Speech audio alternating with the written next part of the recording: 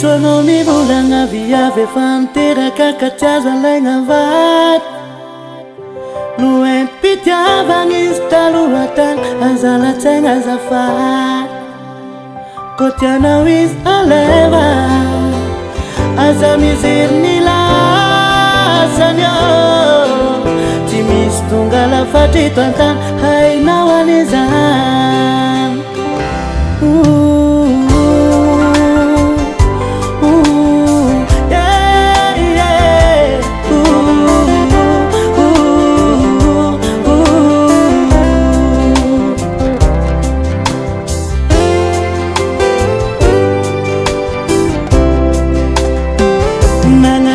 fitiavagna izy taloha tany farifatomagny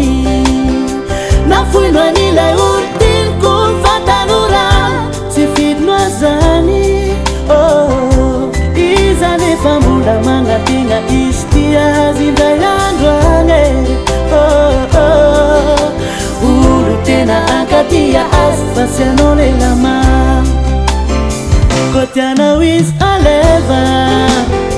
aza mijery ny lasany ao tsy misy tonga lafatry eto an-tany hainao an'izany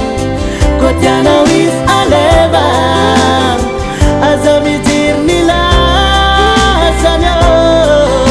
tsy misy tonga lafatry eto an-tany hainao an'izany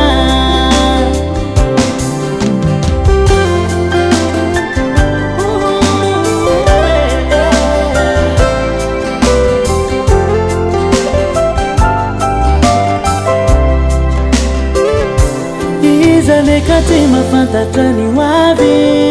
solafakizy nanantena lay voady nampanantena n'ilay tintalo aza lasainy izy favoa ko tianao izy aleva aza mijery ny lasany ao tsy misy tonga lafatry eto an-tany hainao an'izany ko tianao